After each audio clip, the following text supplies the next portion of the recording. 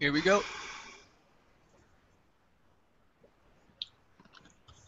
Episode number 5.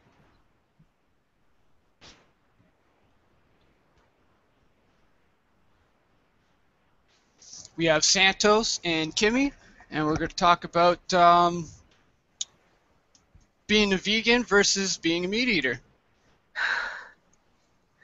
Hi, Santos. Kimmy, how are you?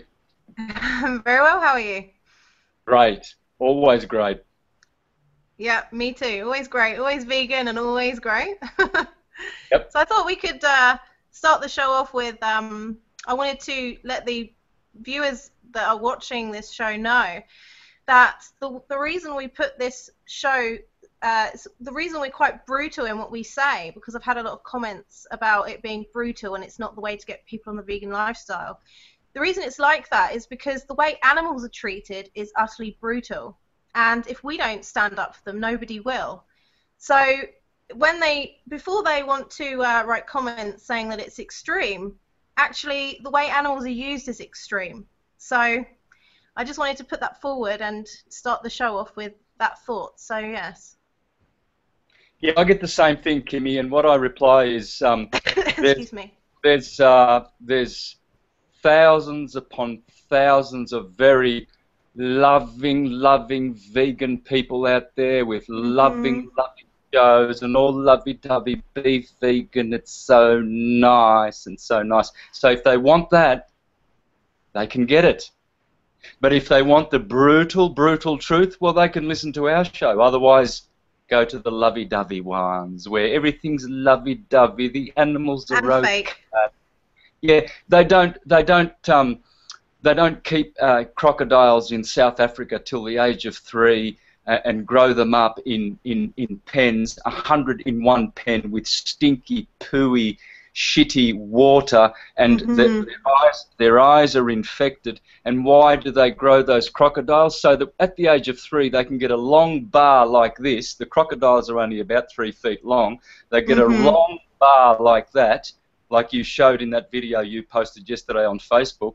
They get this bar and they stab them in the top of the head and they push that bar right through their spinal cord, and you see that the crocodile's writhing like this and withering in pain, and as they shove that bar right down their spinal cord and rip their spinal cord to shreds and murder that crocodile, so we can have all these nice little purses with crocodile skin, and we can just walk around and think we're so chic now, aren't we? Oh, we can just do whatever we want to the animals, can't we? You know, that's what I say to people. Go to your lovey-dovey place where you can get all your lovey-dovey things and you can get a nice little feel about being so proper. And it's not about, this ain't about, you know, being, some people think, oh, they go to being a vegan for a year or 2 and then they go back to meat eating. And why did they do it in the first place? Oh, because they want to. I know some guys think they pick up girls by saying that they're vegan. Or some girls, they do it for some twisted, demented. They think it's a fad. Oh, let's just go vegan. Oh, it's so cool. No, there's every reason under the sun to be vegan. You are morally superior. You have more intelligence, intellectually superior, emotionally, mentally, spiritually, and physically. See Nate Diaz, how he whipped the butt of Conor McGregor, the meat eater, who was boasting that he was going to, knock him out in 4 rounds. It was the other way around. He was knocked out in 2 rounds. Vegans are superior in every way. And so what I say to people is, if you don't like the message, don't tune in and just stay a meat eater, and you will suffer for probably eternity, because meat eating is guaranteed. See, this is why it's very hard for me to say these things, because people haven't done their reading and they don't know what I mean, but I'll say it anyway. You're a meat eater and you're a murderer of animals, you'll go to hell. And I'm not talking about church hell. Please, I don't do that churchy bullcrap. I don't do churchy stuff. I do the true interpretation of the scriptures. And hell is everything that has to do with living in material realms. Now, we are quite fortunate in that we live in a material realm that is not so bad as other material realms.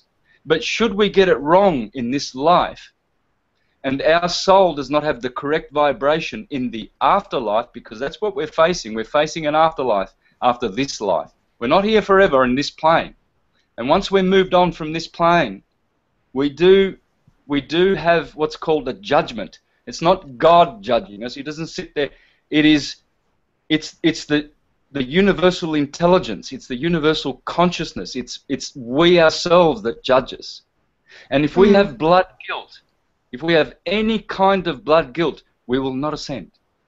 And I'm doing this out of profound love for every single individual of my brothers on this plane.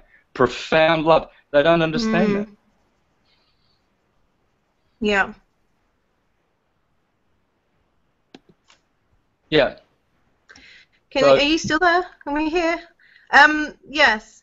I think that before people want to write that this is extreme, they do need to know that the way animals are treated are extreme, because you know they are, and I think that exactly what you're saying is that depending on your vibration, when you die and you leave this plane, it will determine where you go, and I mean that's the most important thing. And again, this show is done through love. I think people think that we're having individual digs at them, but we're not. We're actually doing it for the animals, not them. I know, especially my style. Well, I'm not going to apologise. I've always been like this. I get a lot of people saying, "Oh, Santos, you get a lot angrier these days." I don't think so. I've always been pretty much like this. Yeah. A voice. Yeah, I've always been a voice piece for the animals ever since day one. Day one, I've always been preaching veganism or vegetarianism, at least, especially if it's pure vegetarianism, where the individual knows for a certainty that the animal from which they got that milk from, because the Hare Krishnas, they will have their milks, and the Indians, as they've always had, is not a persecuted animal, and is a loved animal, and is not abused, and is not. And that milk is not taken totally from the animal, and it is shared with the young calf and what have you. As that vegetarian, that's fine. But I've always been one step higher than vegetarianism, and I've always proposed and promoted veganism and been a voice piece for the animals, because the animals, although they have voice, they do not have speech, and this is what the old philosophers were saying. Just because we can't understand their speech, it doesn't mean that those cries are not cries for mercy. They are intelligent beings. They're conscious. They're conscious. They know when you're going to slit their throats. They know when you're going to stick a bullet in their heads, and they know that they don't want that. They don't want that. That's why they cry. An animal cries. A pig cries. Try killing your dog. Try grabbing the dog by the ears and putting a sharp blade under its throat. It knows what's going on. They're not stupid. They smell fear. And so this is what the elites do when they sacrifice children. These demons that are in power in the world today. And they have a constant flow of little children that they've kidnapped from all over the world, and they murder them and sacrifice them in their castles. The Rothschilds, the Rockefellers, these are all murdering demons. These are not human beings. Hillary Clinton, Bushes, Barack Obama, you rest assured they are murdering little children and drinking their blood. But they don't just, do it when the children aren't looking and just do it kindly or whatever. Like, they actually torment those children for hours and hours, and persecute them and jab them with sharp instruments and treat them so horrifically before they slit their throats and drink their blood, because they want all the endorphins, they want all the adrenaline and all the endocrine system fluids mixed with the blood so that they can feel those human emotions when they drink that blood. And so they drink that blood and offer it to Molech and all of their gods and what have you, And they are now imbued with human feelings from those children. And the same thing happens with animals. Those cows, they know, they can smell the blood of the cows who have preceded them and have been murdered before them, and as they go in, they start shivering and all of their endocrine system starts activating, and they are pumping adrenaline into that meat, and all their body is full of fear and intoxication. And so then they slit the throat of that cow. This is a murderous, disgusting habit that humans. This is the cult of corpse eating. This is zombies begetting zombies. And so we ingest that. And not only do we ingest that, that meat is already riddled with mad cow. The cows are already eating, cannibalizing, because they put human parts and cow parts in their food. They vaccinate them with all sorts of poisons. The grass is full of DDTs and all of these grass boosters, so the grass will grow big and fresh. See, farmers don't care about you. They want lots of green grass and they want big fat cows, so they get a lot of this money. And so not only are you just ingesting the vaccinations, you are ingesting all the toxins in the grass, you are ingesting the toxins of the adrenal system of the cow and all that fear in the meat. Then they put preservatives on top of that to keep the meat red, and so it doesn't stink, because after a day, meat stinks. It stinks, man, because it's dead. It is dead. You're eating the bum of a cow that is it's dead, and it's got parasites in it. It's got all sorts of creeping little creatures that you can see under a microscope, and so those little parasites are decomposing that meat. So the butcher puts preservatives in it, he puts colour in it, makes it nice and red, and you see all these choice red cuts, and you think, oh, aren't I sophisticated? I'm going to have some pig's bum tonight for dinner, and then I'm going to have some pig's bum for breakfast tomorrow. I'm so sophisticated. That is disgusting.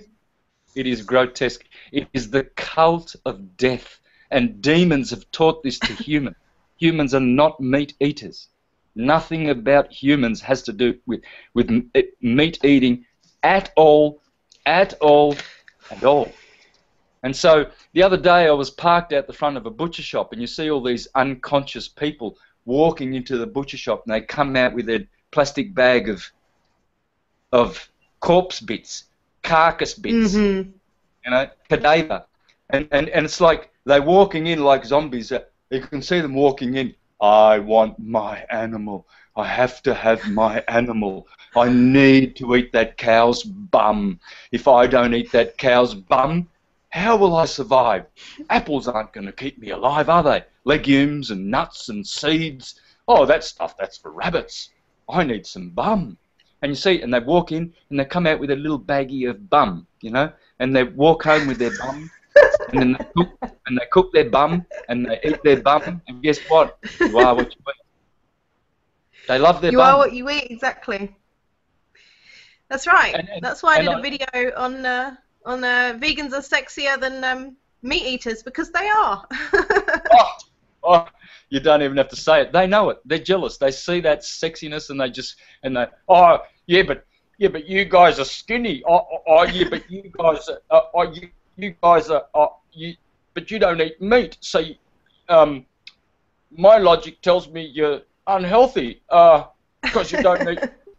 This is their retarded mentality. They're so dumbed down. Their intelligence is so limited. They've got this small pea brain. And they try to put an electrical spark in their minds to try and think for themselves, but they can't, because they listen to the TV commercial that says, you need your iron and protein, meat eaters are healthy, oh yeah. And so they go around repeating this. Oh yeah, I heard it on the TV. Oh, I'm so smart with my pea-sized brain. Whoa, I'm so clever. I mean, it's just jealousy. It's pure jealousy. Fair enough. I mean, some vegans don't look healthy. Granted. Because they're eating soya, all that rubbish. because they're being told to eat all of this food that is actually not very good for you at all, because it's hybridized food, you know. And so they go eating hybridized food. They don't know what to eat. But in comparison, because there are so few vegans, and there is one or two unhealthy ones, they point to those ones. And what I say to people is, don't judge a fish by how well it can climb a tree. You know, if you're going to say, well, let's see how well this fish can climb that tree there. Oh, well, it can't. Aha, so it's not very good. It's not a very clever fish. So this is what they do. They pick on that one vegan that looks really, really bad. But they might just have other problems. They might have stomach problems. They might have thyroid problems. They might have their own personal problems. But in comparison, when you look at meat eaters, all right, let's talk about meat eaters then, what they look like. Well, 99% of them have got these big fat lard asses and these big fat tripe. Like, I mean, you know, they've got this belly that goes out like that, right? And they're walking around with this belly that looks like a bucket of lard, and that's all that meat eaters look like. Have you seen any good-looking, really, really good-looking meat eaters? Even if they are trim and they're looking after their bodies through lots of physical training and everything like that, you still look in their eyes and you can still see murder in their eyes. Yeah, well, it's in their energy, isn't it? It's in their energy. You can sense it's within their energy. They think that they look beautiful, but what they don't realize is that there are people who can see the energy field, like the aura, and in most meat eaters, the aura is very different to a vegan, and you can see it in the eyes, in the purity of the eyes. I mean, everyone can see how blue my eyes are. My eyes are always like this, and they've been like that because since I've been a vegan, I've just been very bright, and I've noticed that about all vegans. They all have a special sparkle about them. You can also see it in well, you can't see it, but it's in the organs and inside the body as well. Yeah. You'll have some heavy weightlifters, right? They're all full of muscles and stuff, and they eat a bunch of meat. But what they won't tell you is that they have joint issues, they have a digestive issues, they probably take thumbs or Tums or whatever for your heartburn. They won't tell you that, but they'll show you, look at my muscles. But they're hurting inside. Yeah, it's true. 100%. This is the truth show. It's the truth show, man. It's the truth show. And I do hope that people can just listen to the content and listen with their hearts rather than with their minds. The people who object to our style, Kimmy, those people there are mind people. They're not heart people. You've got to get into your heart. When you get into your heart, then you will become a vegan. You must be heart-centered. And the That's reason right. why, Elaine, why you mentioned there that they've got all these other problems that they're hiding, is because the moment you ingest a tiny bit of flesh, your body goes into shock. It goes into acidic shock. It cannot handle all of that acid, and that acid is the negative side of your battery terminal. So when you're eating acidic, you are actually putting negative. You're not putting positive. You're actually putting negative charge into your body. You're taking away the electrical force of your body, and your body goes into shock and it struggles. Now, the reason why people like eating flesh is because of the texture and because of the heavy feel of it and because of the satisfaction of the stomach. Only the stomach is satisfied. Maybe the taste buds, I don't know. I don't know how people enjoy the taste, but I don't think the taste buds are satisfied at all because they have all those condiments and salts and sugars and spices to hide the taste of dead, rotting corpse. So the only part of your body that is satisfied with meat is the stomach, because that heavy texture, the heaviness of the acidic meat, actually calms the body. It tricks the body. It's like a drug. It tricks the body to think, right, well, I'm satisfied now. For 2 or 3 hours, I won't feel hunger. So what they're trying to do is they're trying to allay the hunger pangs. And meat is definitely 100% the best thing to do that because it's so heavy. And so that feeling of heaviness actually quashes those hunger pangs, and so they think, well, I've done a good thing. I've done a good treat to my body. I'm not hungry now, and that's what they think. That's what they think eating is all about, to allay the hunger pangs. But it's not. It's to put electrical charge into the body, voltage. The body requires voltage. It's all it's looking for, voltage. And this is why Nate Diaz thumped that meat-eating dude's butt. He whipped his butt, and they will, as more vegans come out, there'll be only vegans will be victorious. Meat eaters will be shamed, and they'll come second, third, fourth, last forever as vegans start coming out and start training properly. And so, and the reason being is because they have voltage. They're operating on voltage. Alkaline voltage. Yeah. Vegan power voltage. Yeah, that's what it's all about. I mean, me. Look, I look at my own personal lifestyle. I spend 16 hours a day behind the computer screen just answering people's emails and inquiries, guys. It's out of control, and I don't spend enough time meditating. I don't spend enough time chanting. I don't spend enough time grounding, and yet I always have abundant energy. Look at me. I mean, it's like I need a cage. My mother says that. She says you need a cage to contain your energy. God damn it! It's just explosive. My mum says she always knows when it's me coming down the driveway or something because I come down at 100 miles an hour. My grandfather, bless his soul, used to say, "Santo," I'll say it in Italian first. "Santo mai cammina, sempre corre." In other words, he said, Santo never walks, he's always running.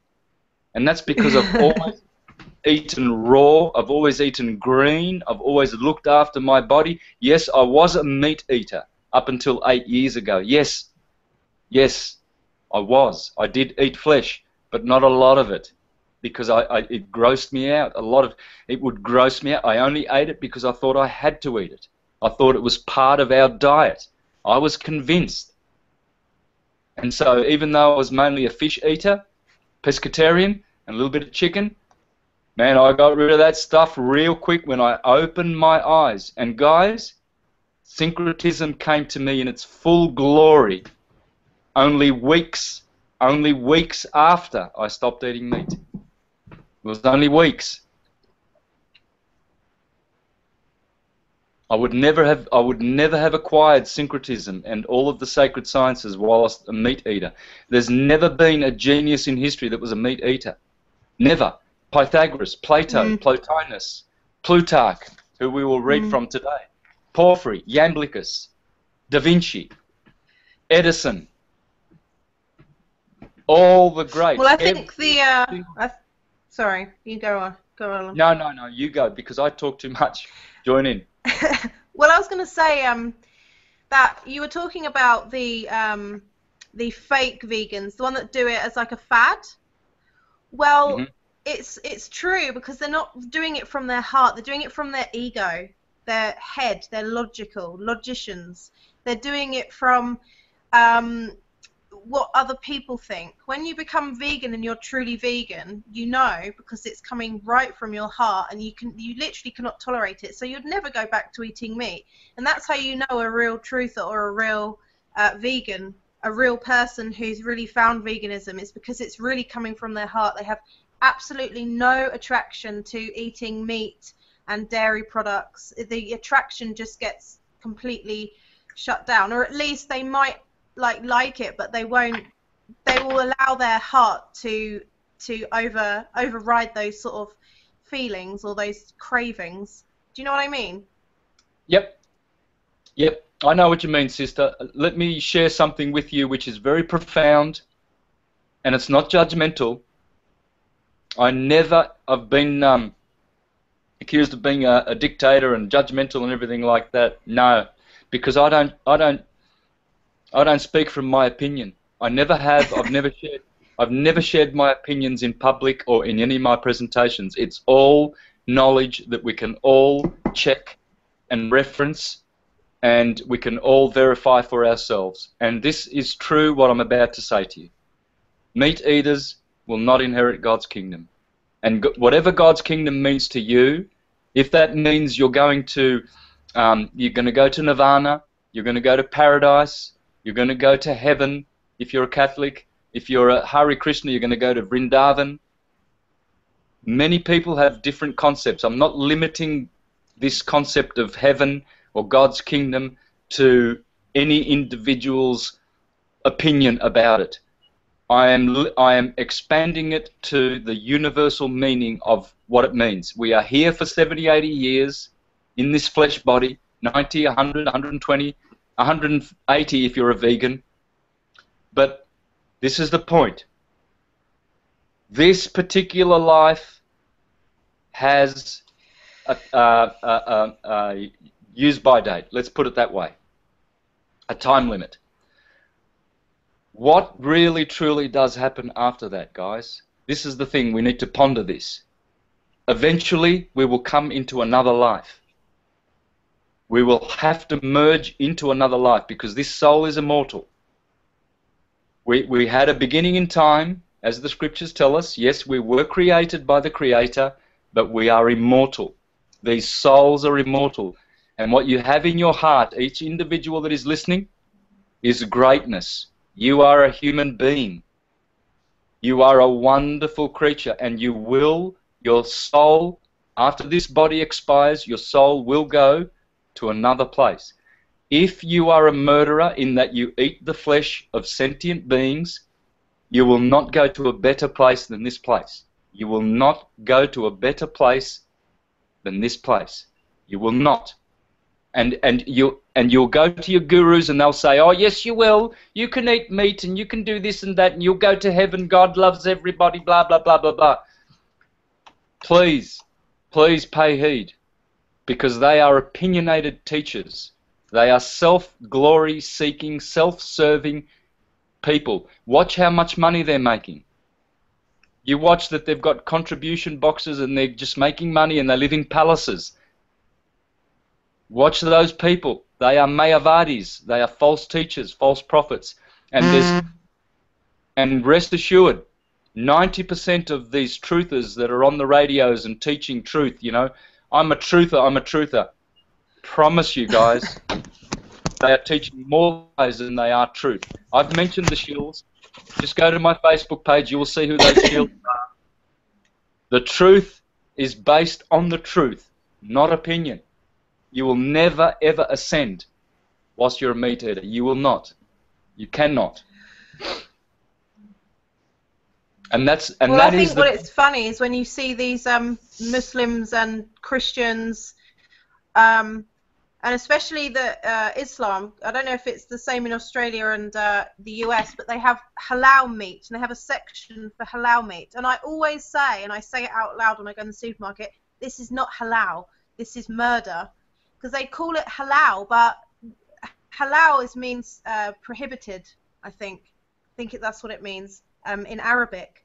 And they basically, I don't know where religion has gone wrong, but I don't know why they teach people that eating meat and they're going to go to heaven when they do that. It's insane. It's really insane. It sounds like halal sounds like allowed. Yeah. It's very similar. Exactly, yeah. Yeah, exactly. But it's like, they it's like legal and lawful. When something is legal, it doesn't mean it's lawful. That's why they've made things legal, so that you can do something that otherwise would be unlawful. They give you a license to do something legal. So what these corporate churches have done, I'll tell you where Islam have gone wrong, because the Quran is a beautiful book. And Muslims don't follow the Quran. They've got no idea how to follow the Quran. So what they do is they follow corporate church. Everything that is corporate is commercial. Everything that is corporate is dead. It's not It's not a company or an association. See, we need to go back to companies, trading as associations, not commercing as corporations. This is where we've gone wrong. So the Jehovah's Witnesses, the Mormons, the Islam, they're all corporations. And so they're all going to teach what corporations teach, which is let's kill cows and eat them because it's a great money-spinning industry. So let's keep that industry going. So the corporations have to look after the other corporations. So they tell lies and half-truths to keep corporate interests alive, because all corporations go under the Vatican, Holy See, Roman Curia umbrella, and the Crown and the Commonwealth. And those are the big five corporations that are murdering human beings. And so, as Da Vinci said, as long as we continue murdering animals, we will be murdering human beings. Once we stop murdering animals, we will stop murdering human beings. And the Vatican loves murder. They want murder. At all costs, they want terror, a war on terror.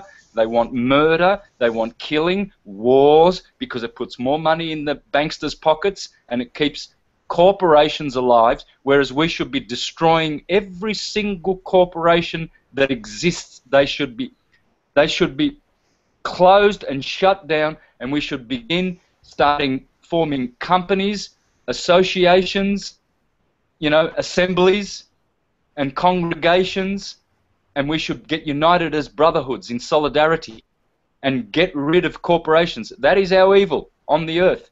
Islam, Christianity, Christendom, I call it Christendom because they're just a bunch of dumb idiots. They're not Christians. They're murderers. They go to church they go to church with a belly full of pig bum. They have bacon and eggs for breakfast, then they go off to church. And so they're going off to worship Jesus, who says gluttons will not inherit God's kingdom, and they've got a gut full of pig's bum and murder in their guts. How are you going to worship Jesus when you got all these bums in your intestines? And they go to the toilet, they've got piles. Why would you tolerate piles, man? Ooh. I mean, I don't know. I think 80% of meat eaters have got stuff hanging out of their butts called piles. Now, I'll tell you why you get piles. Because you're pushing pig's bum out of your ass. If you go to the toilet and you're pushing vegetables and fruits and stuff, you're not going to get piles. So why are they walking around with that stuff hanging out of their bums, that's itchy and oh man, the moment I get a pile, I think I might commit suicide. Because I know I'm just saying that because I know I'm never going to get piles, I'm never going to get anything because I'm a vegan. I've never had anything in my life. I have never, ever had any problem in my life except for I had one headache when I was 9 years old. At the age of 9, I experienced a headache. It was awful. My head was splitting. And that was it. That's my medical history. Because I've eaten well and looked after myself. In 1 week's time, on the 24th of March, I will be 53 years old, and I tell you, I can do what any 18-year-old can do. I can do back flips on the trampoline. I can walk on my hands. I can walk on my hands for 50 yards. I've got physical strength. I've got mental acuteness. I've got everything I need. I'm fully equipped because I don't murder. I'd like to add that once you're in a certain vibration, and that's the vegan vibration, because you're not eating death, it's almost like you surpass disease. It's like you've got a disease level, and then once you go vegan, your vibration changes and goes up, or your energy expands, and you literally overtake disease. That's how I see it. I can't imagine disease existing in an alkaline rich body. Do you know what I mean? It's yes. It's very you definitely being a vegan and eating that electrical charge and having that electrical charge, you literally surpass all disease. And when I go in and I see all these fat people in the gym or fat people in the supermarket, I think, why do you want to live like this? Like knowing that or thinking that disease is could be even natural to you. just go vegan. Like, I wear a vegan t-shirt all the time now, like, go vegan. And I've got people like asking me about veganism, and I tell them, you either have the cancer diet or you have the life light diet. It's that simple. Yeah. What I would tell people, and notice that I would say it's plus 32 today. Go stand in the sun for an hour without complaining. And if you come back to me and you love it, that's probably because you don't eat a lot of meat. But if you come back to me and you say, no, I got to get out of the sun, that's probably because you eat meat all day, every day. Really? Yep. Yeah, it is. Absolutely. That's 100% true. Meat eaters cannot stay in the sun. This is why they've got their hats on and their sunscreen, and they're actually blocking the healing rays of Helios, the healer, the sun. The sun is the most healing thing. You need a half an hour of sunlight every day to be perfectly in good health. And this is what I've done, barefoot, every day. And so that's why I'm so brown, you see. That sunlight, that's vitamin D. This is all the vitamins and all the minerals that you need you get from the sun. They can't stay in the sun because their bodies are so acidic. They can't do solar gazing. Some people just cannot do solar gazing because they're acidic. Meat eaters. Wow. Have a look at Plutarch, guys. I'm continuing on from last week. This is what Plutarch says. Ill digestion is most to be feared after flesh eating, for it very soon clogs us and leaves ill consequences behind it. It would be best to accustom oneself to eat no flesh at all, for the earth affords plenty enough of things fit not only for nourishment, but for delight and enjoyment, some of which you may eat without much preparation, and others you may make pleasant by adding various other things. So how about that? I mean, this is a couple of thousand years ago, Plutarch saying, you know, you can eat an apple without any preparation. Just pluck it off a tree, eat, there's your meal for the day. You know, all these people that are, you know, marinating their meats, then they have to spice it and go and buy all these spices and all these delicacies, and they spend 3 or 4 hours preparing it. All this preparation, going shopping to get this rubbish. Then they have to prepare it. Then they have to eat it. And then they have to digest it and suffer the consequences of eating that carcass, that dead, putrefying corpse. You know, all this care and attention to these delicacies, and it's only doing them harm. An apple can never harm you. Never, ever, ever. It can only give you charge, voltage. I think the worst food is bacon, the pigs, because I don't know, I think the more intelligent, they're all intelligent animals, but I think pigs are very intelligent, and I think the more intelligent they are, the more karma you're going to get from eating them. That's what I think. I think that pigs and eating bacon, when people fry bacon, oh, honestly, that is terrible food. That's not food. I'm sorry, but that isn't food. No, that's pig's bum. That's pig's bum. Yes. And you are what you eat. Yep. Yeah, and that's why people look like that. They, unfortunately, you know, I mean, it's rather, well, it's brutal, but it's true that people look like animals' bums. Really, I don't see much humanity in their faces or their posture. No, you can't. Their posture is revolting. It's revolting. You see 40, 50, 60-year-old people bent over, you know, flabby stomachs. They've got so much flab. Ooh, ooh, ooh. Oh, oh. It's But creepy. it's their skin, a lot of it, isn't it? Their skin, I can see, mostly. Don't they have mirrors? Please look in the mirror, meat eaters. Please have a look in the mirror. Look closely. Look at those sagging bums you got. I mean, yeah. I'm speechless. I'm speechless. There's not one saggy little bit in my body. Everything is intact and exactly as I was when I was 18. I have never, ever, ever changed. I've never had a belly, never had a flabby ass. It's nice and taut and whatever, and I love the way I look. I love it. Love it. And I'm It's not in love with good to love myself. yourself. It is. It's an enjoyment to love yourself. I encourage loving yourself, and when you become a vegan, you really, really do love yourself then, because you love the way you look, and you want to show people. You want to show your vibrance off to people in a, you know, not in an ego way, but in a nice, in a way that you're promoting veganism. Mhm. Oh yeah, that flabbiness, that just does not look good, man. Ooh, ooh, ooh. Flabbiness is not good. That's all I can say about the posture and the look and the aura and the body of meat eaters. Ooh, ooh, ooh. And perhaps they think they're pretty sexy with those big bellies and all that tripe that they're carrying around, but Try.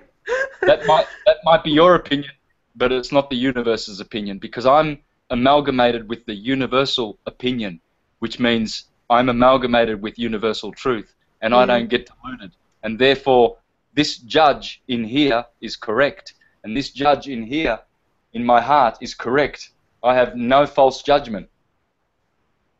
I don't have false judgment. I have correct judgment, because I'm immersed in universal truth.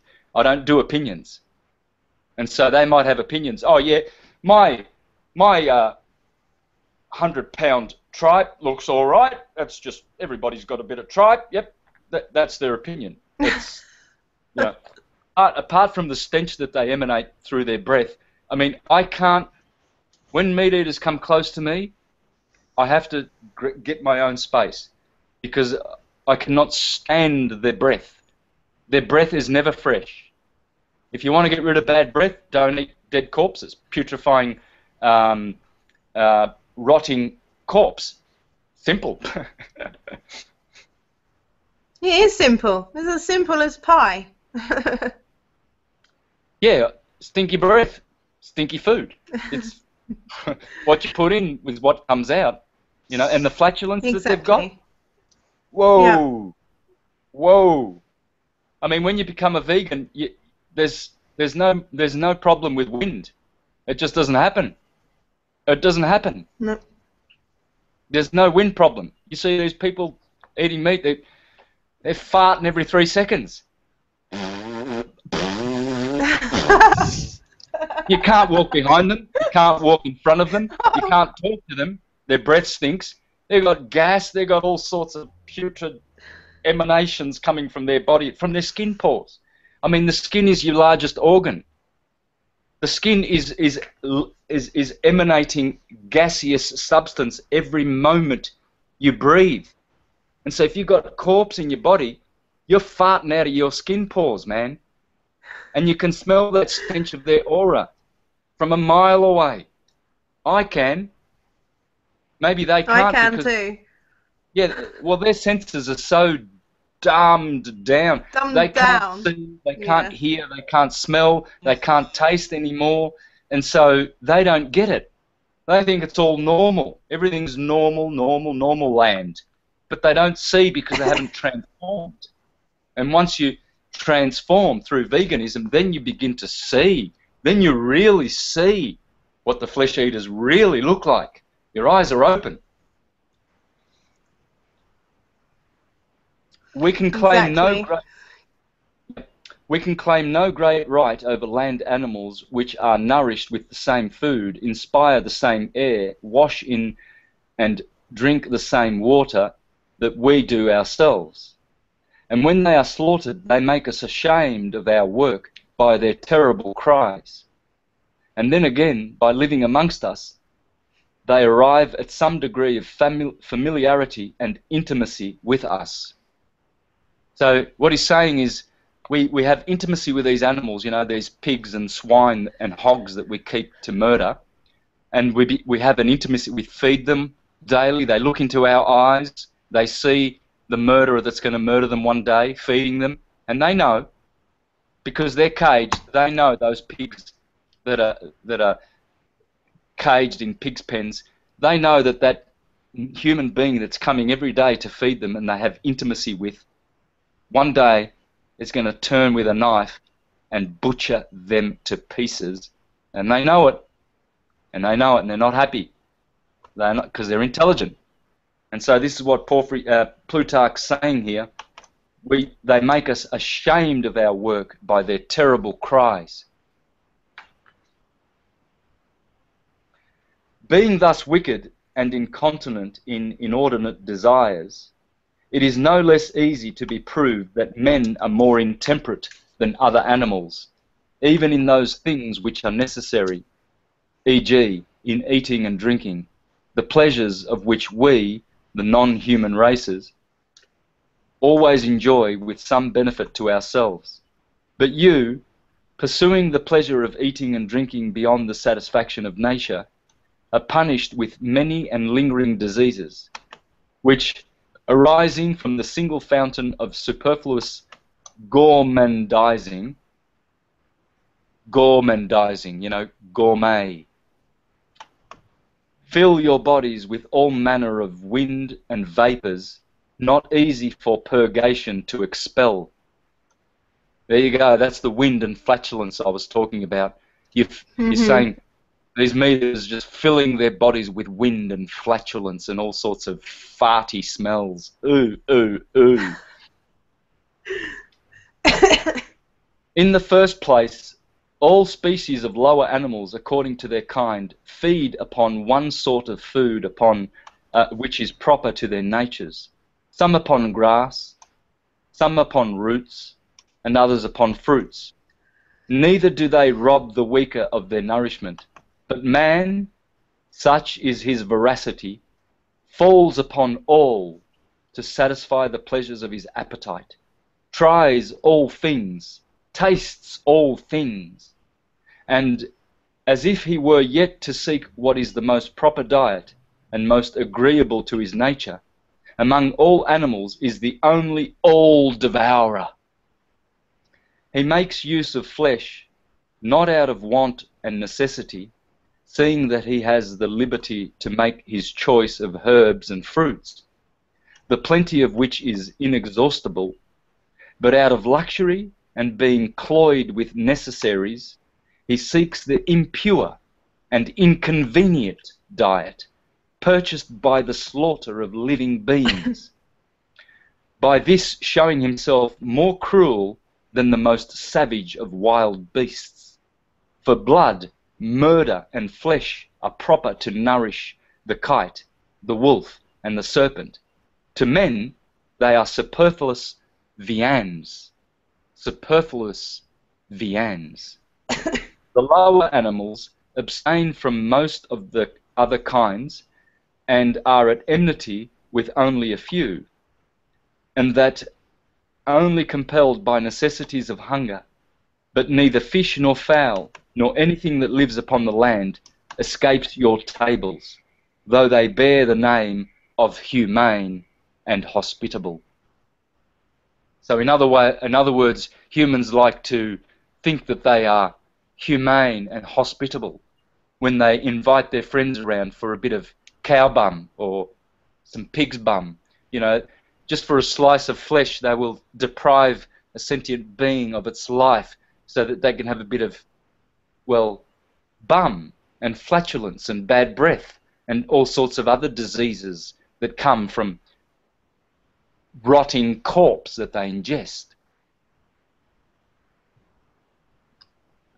For my part, I cannot but charge his using his servants like so many horses and oxen, or turning them off, or selling them when grown old, to the account of a mean and ungenerous spirit, which thinks that the sole tie between man and man is interest or necessity. But goodness moves in a large sphere the so-called justice. The obligations of law and equity reach only to mankind, but kindness and beneficence should be extended to beings of every species, and these always flow from the breast of a well-natured man, and streams that flow from the living fountain. A good man will take care of his horses and dogs, not only while they are young, but when old and past service. Thus, the people of Athens, when they had finished the temple of Hector Tompedon, set at liberty the lower animals and that had been chiefly employed in that work, suffering them to pasture at large, free from any further service. We certainly ought not to treat living beings like shoes or household goods, which, when worn out with use, we throw away. And were it only to learn benevolence to humankind, we should be compassionate to other beings. For my own part, I would not sell even a little money a man grown old in service from his accustomed place for to him, poor man, it would be as bad as banishment, since he could be of no more service, no more use to the buyer than he was to the seller. But Cato, as if he took pride in these things, tells us that when consul, as if he took a pride in these things, tells us that when consul, he left his war horse in Spain to save the public the charge of his freight. Whether such things as these are instances of greatness or littleness of soul, let the reader judge for himself. So he's quoting a very famous Roman, a proconsul of Rome called Cato. We all know about Cato. Well, he bragged that he left his old warhorse in Spain so that he wouldn't put public expense on the public to have it shipped from Spain to Rome. And he thought he was doing a good deed. That was his warhorse. And so Plutarch was saying, judge for yourself whether you did a good thing. Should you do that to your animals? You use them when they're young, and you make great use of them. And when they're old, you just throw them out. You know, you murder them, or you sell them to be eaten, or you just leave them in some paddock and forget about them after all the service that they gave. Dogs, cats, horses. Is this the way to treat animals? How you treat, you will be treated. And you see these people, they treat animals like that all their life. You know where they end up? They end up in some cold, dingy home, in some old people's home for geriatrics, where their relatives don't come to visit them, and they're being pumped with all sorts of pharmaceuticals, and they're like zombies, and they end up like with no one to love for them or care for them. Why? Because that's how they treated animals. The way you treat animals is the way you are going to end up in a home one day. And your own family will treat you like that. Rest assured. You do anything evil to an animal, you watch what will happen to you when you grow old and when you need that help mostly. You will not be looked after. You will not be. You'll be abandoned in some home to suffer like the animals that you caused to suffer. Simple. Yeah, it's really terrible. It's really true as well, that because when you're not a vegan, you basically cut off your own love supply almost, and you have no love for anything but yourself and no love for anybody else because you're living in selfishness. And that's actually true. It is extremely selfish to eat meat. It is selfish to eat animals. And people might say, oh no, it's not selfish, but actually it is very selfish when you have all the foods that you can eat. Animals, why? I don't understand it, and it to me it's totally selfish. Oh, totally. It's imagine that. I mean, imagine that this individual is sitting there in a restaurant, dining with his friends, eating a slice of pig's bum, and not thinking that they had to actually deprive a life for that meal. A life. Oh no, but they need it. They need it for their taste buds, Santos. Yeah. Oh yes. Oh yeah. I can't live without my meat.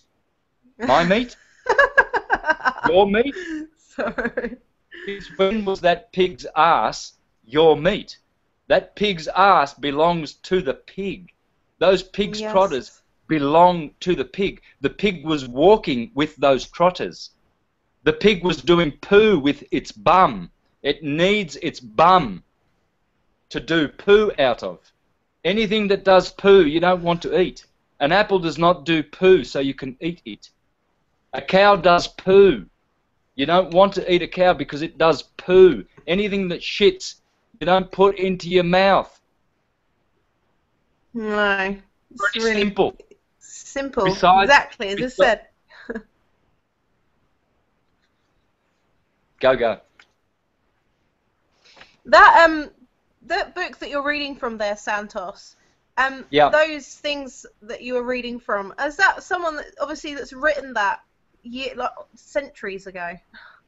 yeah, that's Plutarch. Plutarch was his footprint would have been around the time of Jesus, Philo, and all of those famous people. So the supposed historical Jesus, you know that I don't subscribe to any of Yeah. that monkey business. I know the true Yeah. Jesus, but supposedly Jesus, the first coming was 2,000 years ago. Plutarch wrote 88 books and never That's mentioned once. incredible. He never mentioned once the historical Jesus. Plutarch was an eclectic, in other words, a syncretist. In those days, they were called the Neoplatonists called themselves eclectics because they had, because they had an eclectic theology. They didn't limit themselves to their church theology, and Plutarch used to laugh. They used to laugh at these churches, and so did.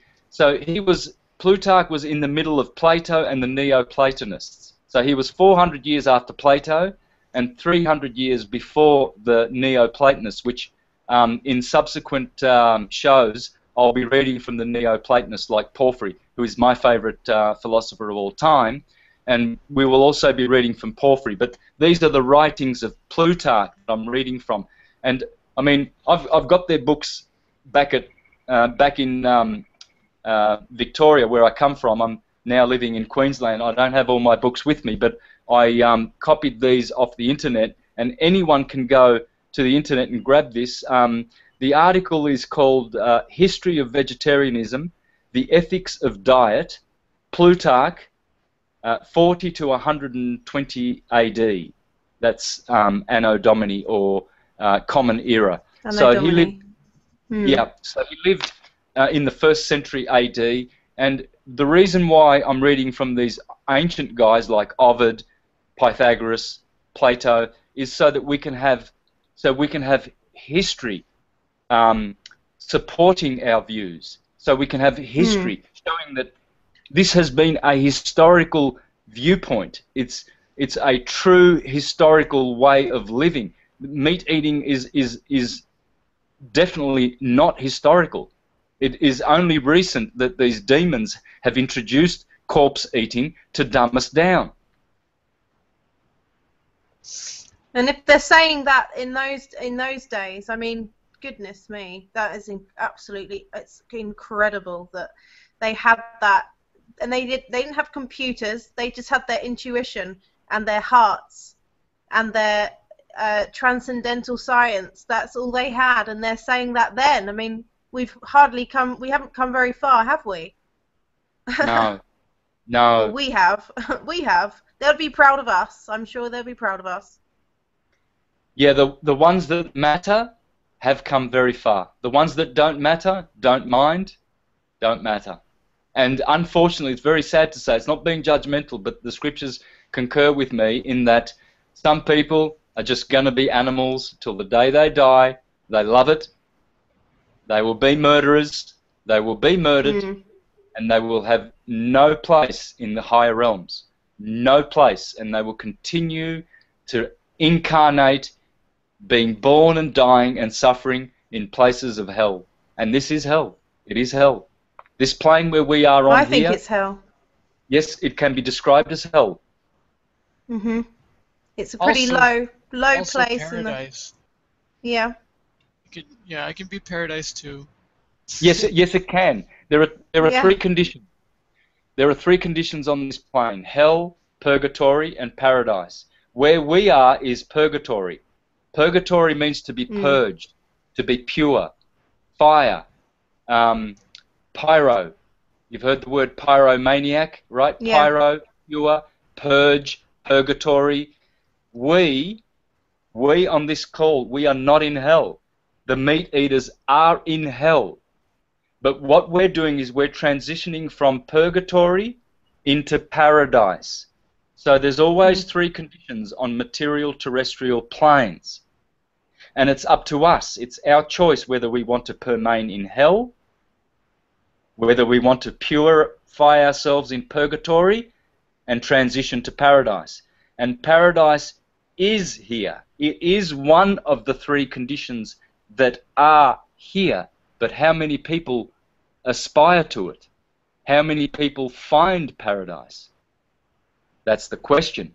We can have paradise tomorrow, compositely, collectively, tomorrow.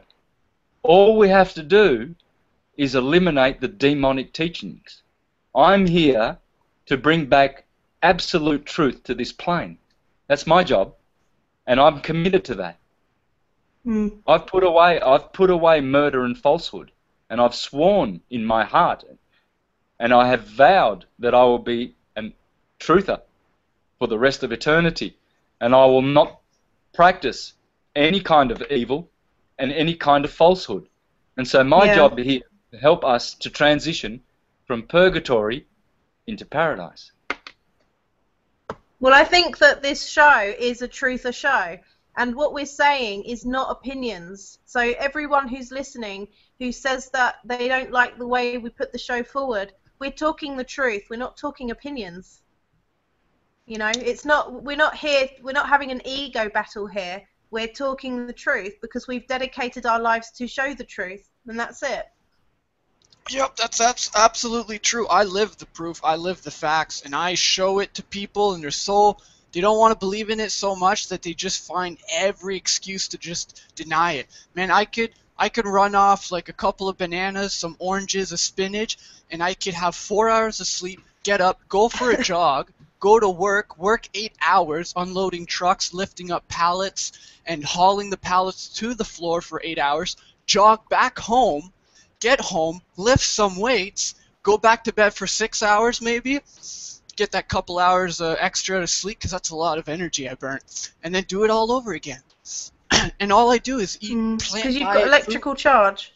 Exactly, and people don't see that. They don't see that. It's like that's proof. It can't get any more real than that. That is proof. That is fact. No, that's right. That's right. You've just got natural abundance of energy. So Yeah, it's awesome. You can use you as an example, Elaine. People are going to look at us because we are the examples, really. Yeah. Many people too. Many. Yeah, look, it's people's opinion when they think that we're being, brutal or whatever. How do I know that? Well, it's simple. Because I get thousands and thousands of emails from people telling me that they have become vegan because of me. Me too. And me too. And they tell me the benefits. They say, I thank the heavens daily for you, Santos. I thank the heavens daily for your years and years of promoting veganism because finally I got it. I finally got it and started. Some people 2 months ago, some 6 months ago, but I tell you, not hundreds, thousands and thousands write to me, thousands, probably millions, because I get thousands of emails and messages every day, and I know we are in this show, but in my 5 or 6 years of syncretism, I have converted tens and tens of thousands of people who are blessing veganism, who are blessing me, who are blessing syncretism. So when you get the one or two who go out of their way to tell you, oh, you're being brutal and da. Why? Because they are blocked in their heart and they are defending their cruel, murderous, complicit attitude and they don't want to change. Hence, they will not receive any of the blessings. Good luck to them. I mean, do I care about that? The ones that mind don't matter. The ones that don't mind matter. Mm-hmm. And so all the ones that matter, they've been converted already. This will reach the right people. This show will reach the ones that need this and who are going to convert. The ones that don't, already. They'll turn it off and they'll continue eating pig's bums and they'll continue farting and acquiring all the diseases, including piles, till the day they die in misery in their old people's homes, and they will have a gravestone and their carcasses will reincarnate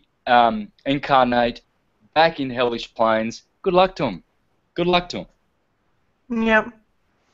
I really would like to. I'd like to get this straight, this fact straight, and it's the ego. You cannot get rid of the ego. For those, because I run into people who say ego's not good, blah blah blah, and you have to get your vocabulary straight when you're talking about ego, because ego, you can't get rid of it. It's a good thing to have, just like your throat chakra, your communication, how you communicate. You can't get rid of that. So same with the ego. You can use your ego as either as a null point where you're just using ego, or you can use it to inflict or benefit something towards the right direction. And the third one is using your ego towards the negative direction, which is greed or whatever, right? That's the ego you don't want to use. The rest of the ego is good. I just want to mention that.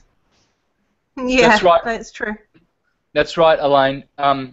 What they're referring to, and they don't realize because they haven't done their study, they haven't learned the sacred theology, the sacred philosophy, syncretism, the perennial philosophy, the Prisca which is all I teach. They haven't done their homework. They haven't broadened their consciousness and understood.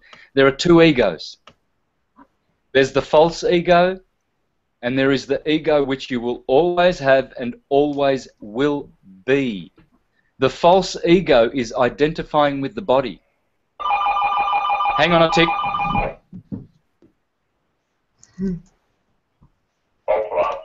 Yeah. On a show. Come down. So the false ego. See, when we are created with eight external energies of the Lord Krishna. Let's call the Lord Krishna for now. Some people want Christ. Some people want Allah. It's the Creator, the Source Creator.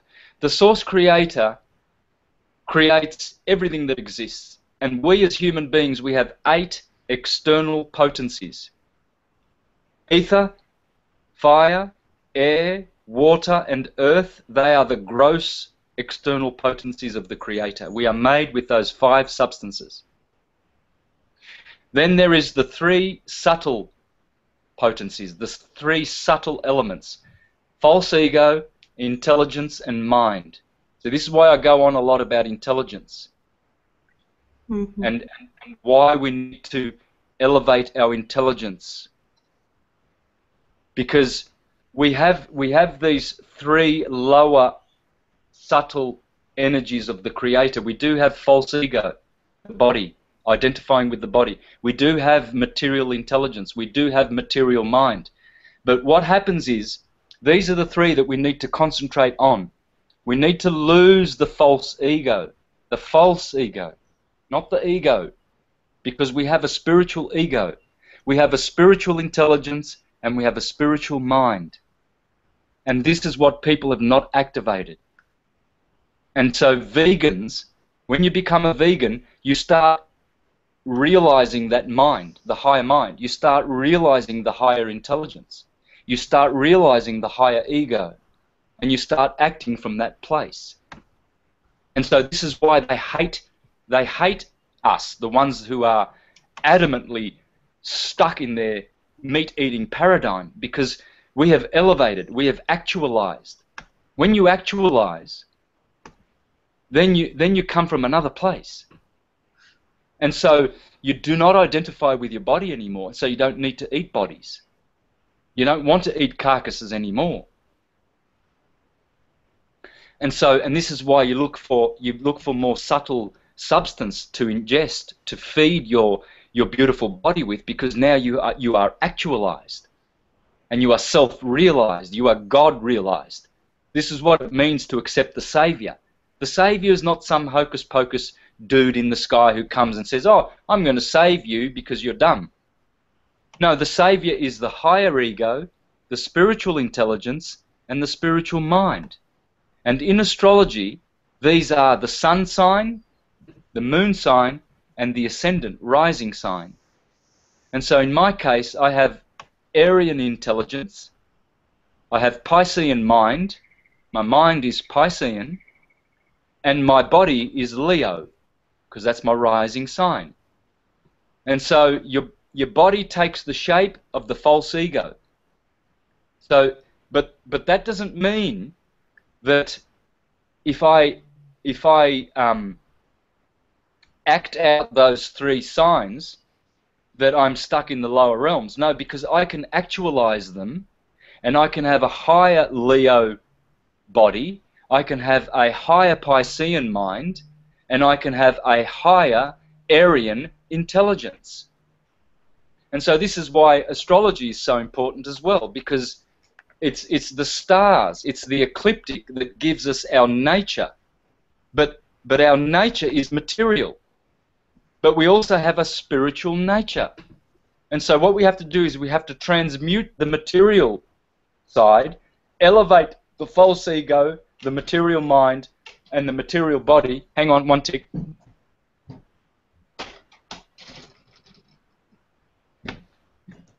Sublimate them, sublimate those, and enter into heaven, which is the spiritual side of our nature. Nature, I'm using that word. A lot of people think nature only refers to material things. No, it doesn't. Whatever you have materially, you have the equivalent of spiritually. This must be understood. And this is what I've endeavored to share with people in my presentations. And you will get this in my presentations. If you watch my astrotheology presentations, they are all valid, even though they are based on heliocentrism. Now I've converted that to geocentrism, which is the true doctrine. But all of that information is valid. What we need to do is transmute the material and spiritualize. We have to spiritualize. If we don't spiritualize, we cannot go to spiritual realms. We will be stuck. The vibration of our bodies will be material, and we will have to reincarnate in realms of hell and purgatory for as long as we don't get it. If we actualize and spiritualize, we will ascend. This is what ascension means. And what it means is we go from the lower chakras, we go from down here, and we elevate the vibration, and we start activating the chakras through the heart, and we start getting them spinning at a rate where they work correctly, so that our consciousness can permeate all the waves of the universe, because everything is waveform. There's only waves. There are only atomic waves in the universe.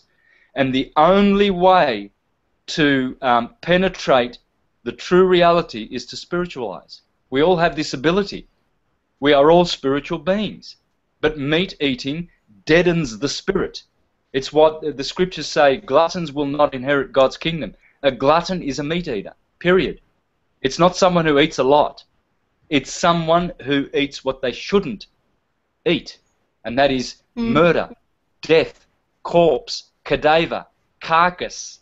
They are carcass crunchers, and they will not spiritualize.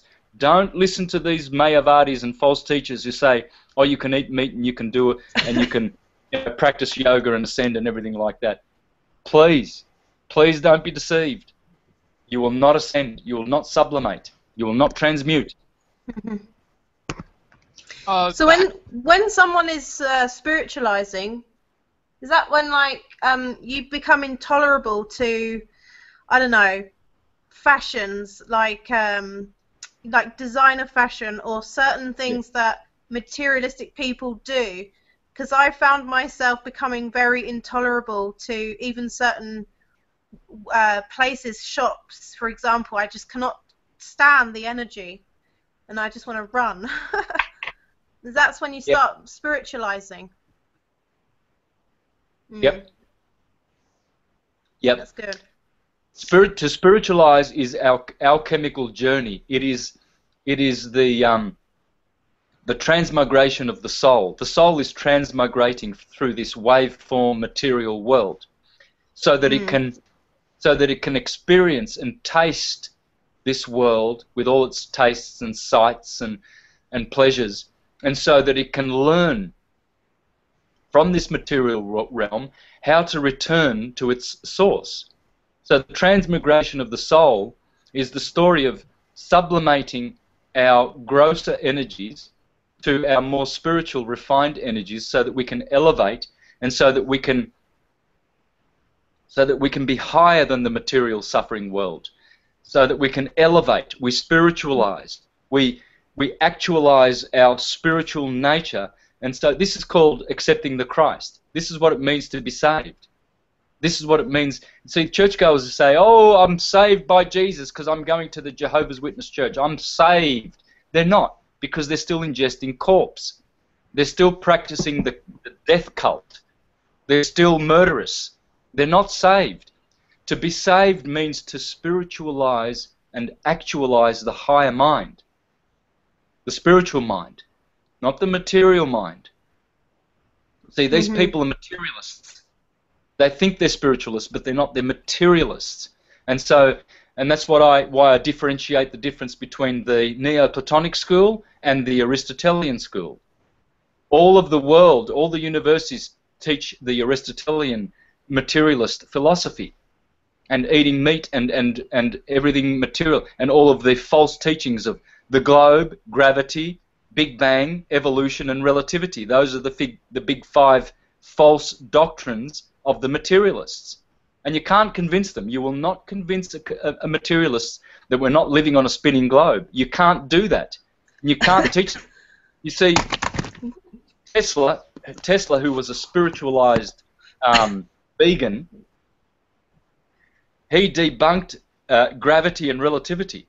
He debunked that, and yet all these materialists, they follow Einstein, who teaches this rubbish, and the theory of relativity and all of this quantum mechanics and all of this buffoonery. It's ghastly. It is ghastly what they're teaching in university, and they come out of there with their fat head diseases, and they think they're smart. They are materialists, and they will never ever escape their materialist, trapped, imprisoned mind, and they will never spiritualize, whilst they are learning and accepting these false teachings. All the scriptures teach us that we live in a geocentric system, always have, always will, and this globe, this funny spinning globe, and all of the ball liquor followers of it, they are relativists. Everything's relative to them. Oh, that's relative. Oh, yeah, but it's not absolutely true. You know how many of these so-called truthers reply to me, "Oh, there is no such thing as truth." There is no truth. You know, these are demented materialists, and they get on the radio and they talk about, "Oh, well, this particular truth and that particular truth." They got no idea. They have no idea. They hang on to some of their, they hang on to their barbecue meat eating concept and their ball, because they're ball lickers, and they hang on to all of this half truths, and they think they're truthers. Well, guess what? Syncretism is just smashing them. No one's paying attention to these idiots anymore. I'm calling them all out. I mean, it's okay to, come down here and, bring up a new idea. Well, maybe our world is like this. Maybe, I mean, that's okay if you bring up the new idea.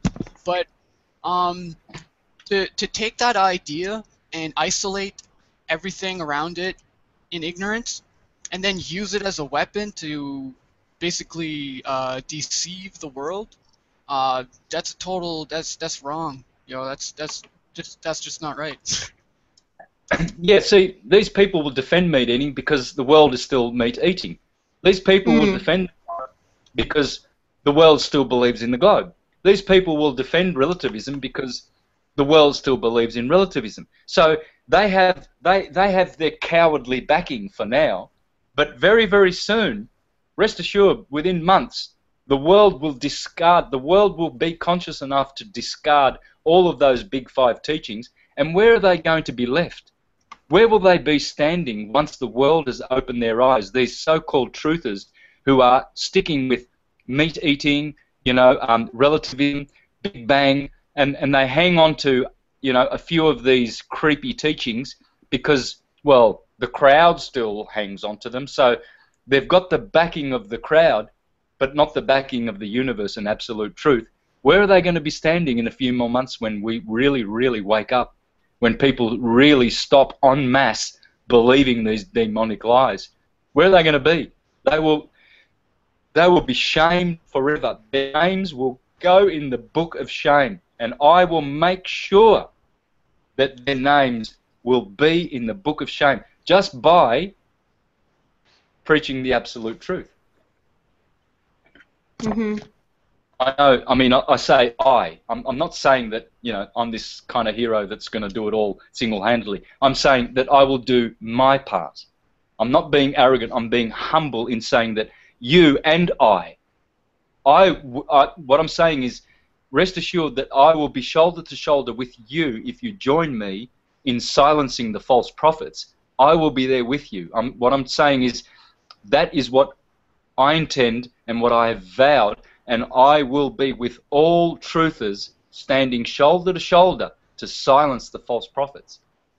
That's what we have to do. We can't sit back. We have to do, and that's our job. That is our job. No, we can't sit back and spew and vomit forth, half-truths so that more people are deceived. Remember what Jesus said. He said, I feel pain for the crowds, for they are like sheep without a shepherd, and they are being led this way and that way without a shepherd to shepherd them and show them the true way. Well, I'm not going to let them happen. I'm not going to let false shepherds come along and take the sheep to the right and to the left so that they will be deceived even more. So this alternative media, they think they are in the alternative media and that they are providing better information than the media. Well, they're not, because they're just taking people from one false paradigm and plonking them right back into another false paradigm because they don't know their syncretism and they don't know their absolute truth, and they are still stuck in opinions. And so I'm going to silence all those false prophets with syncretism. That's the way. That's the way. This is the Truthers' way. This is the Truthers' show, and we talk about truth, and that's what we do, because we have to. Like you say, it's our job to expose the lies and get people thinking, or thinking with their heart, should I say, not too much thinking. People think too much with logic. They need to think with their heart, raise their energy, and think from their heart. And that's what good Aryans do, because Aries is the lamb, the ram, the Lamb of God, and they are shepherds, and they love shepherding the flock. And you are Aryan, Kimmy. I am. Elaine, I forgot I think you're Piscean, yeah? Yep, I'm Pisces. Yeah, okay, so Pisces is another one of those signs that is a service sign. The cardinal signs are about sacrifice. We sacrifice. So the lamb gets sacrificed.